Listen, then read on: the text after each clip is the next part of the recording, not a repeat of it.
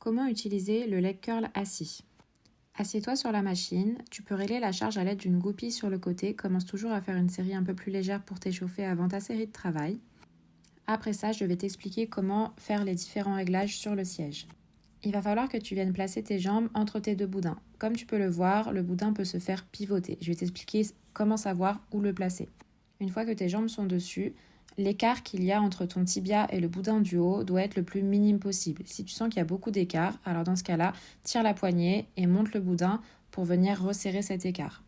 Ensuite, on peut régler le siège, donc on peut l'avancer ou le reculer. Pour savoir s'il est bien réglé, le boudin du dessus, il faut qu'il soit juste sous le genou. Il ne faut pas qu'il soit trop bas sur ton tibia et il ne faut pas non plus qu'il t'écrase le genou.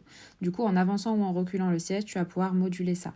À l'aide de la poignée sur le côté, sur ta droite, appuie sur le bouton jaune et tu vas pouvoir venir mettre tes jambes tout en haut en extension complète. Ensuite, tu peux t'accrocher soit sur les poignets, soit sur le siège en fonction de ta longueur de bras. Et là, l'exercice va être de venir faire une flexion de genou. Attention à bien contrôler ta descente et ta remontée. Je ne veux pas de mouvement rapide. Et lorsque tu fais ta flexion, viens bien chercher une flexion la plus complète possible.